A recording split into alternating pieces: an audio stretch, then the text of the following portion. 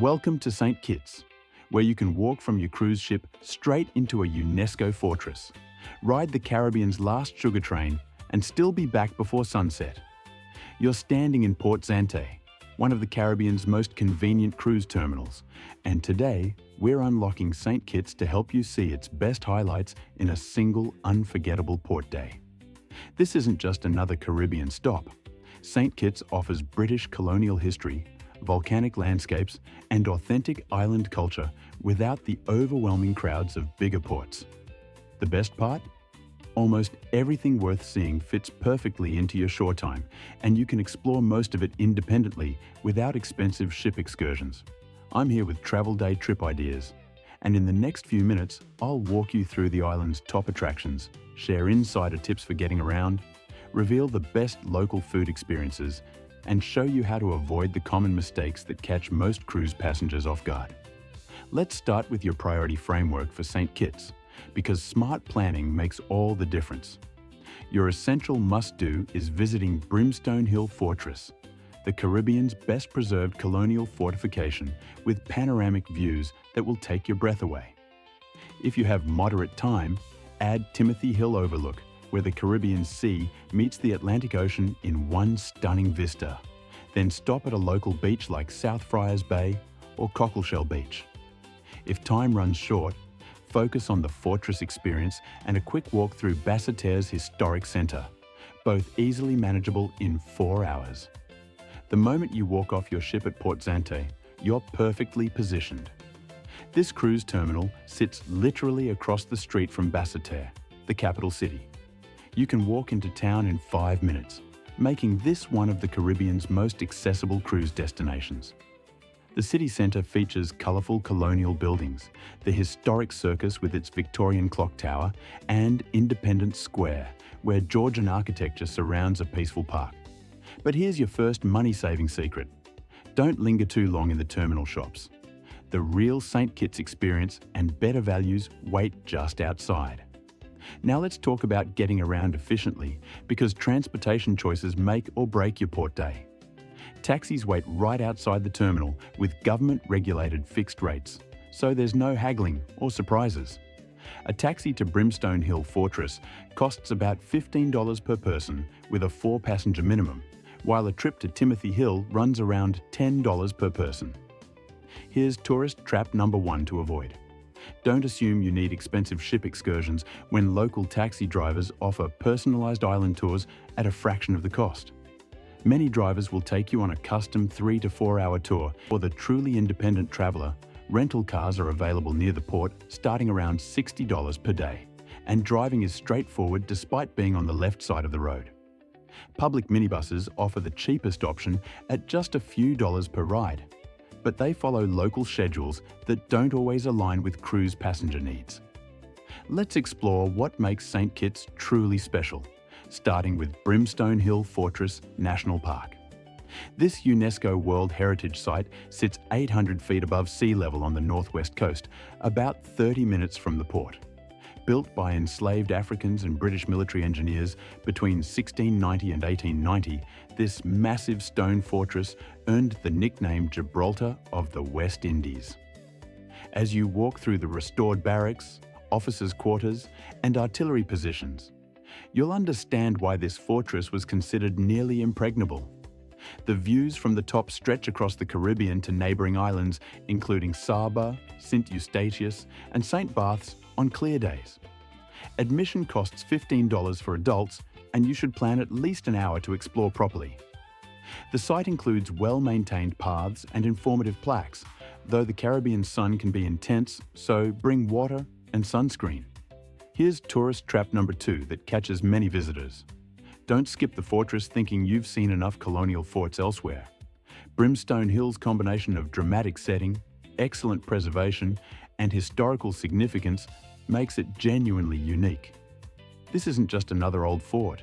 It's a masterpiece of military engineering with stories that bring Caribbean history to life. Here's something most cruisers miss. After the fortress, head to Timothy Hill Overlook, one of the island's most photographed spots. This viewpoint sits at the narrow point where St. Kitts' main body meets the southeast peninsula, and it's the exact spot where the Caribbean Sea meets the Atlantic Ocean. From here, you'll see the Caribbean's calm turquoise waters on one side and the Atlantic's deeper blue on the other, separated by a thin strip of land.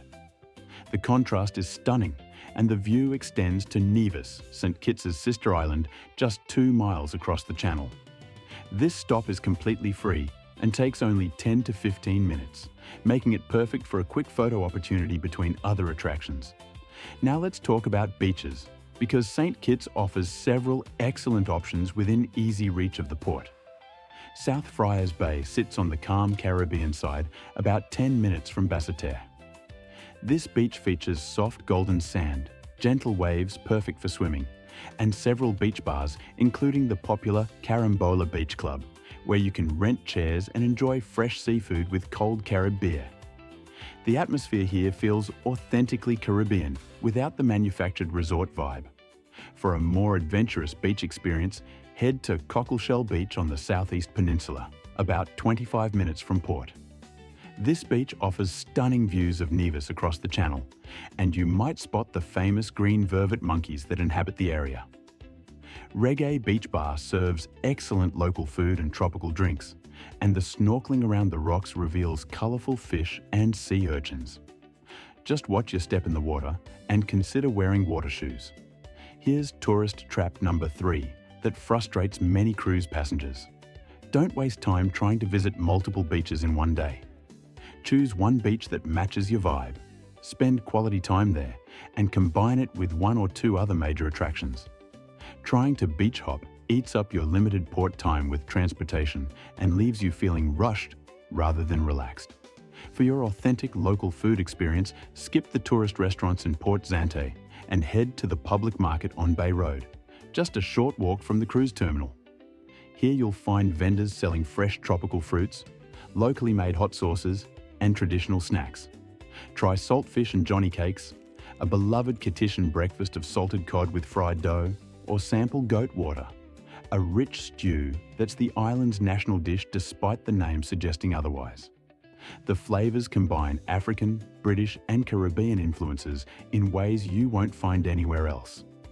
Your second cultural experience should involve the island's rum heritage.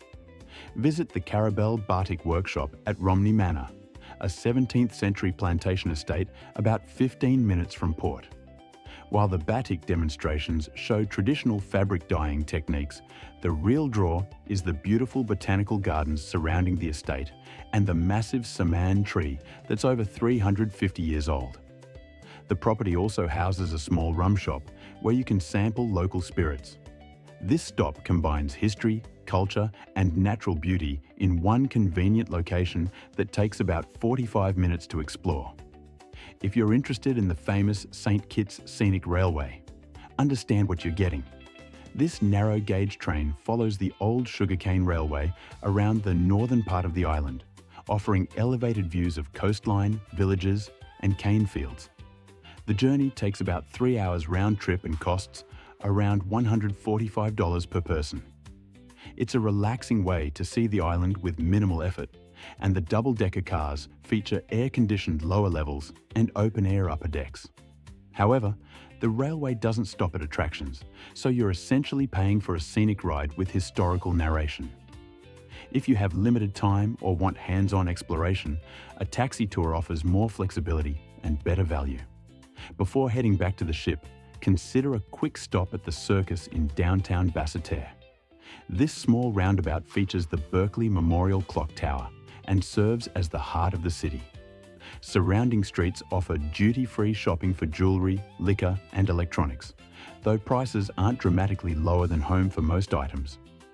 The real value lies in locally made products like hot sauces, spices, and handicrafts.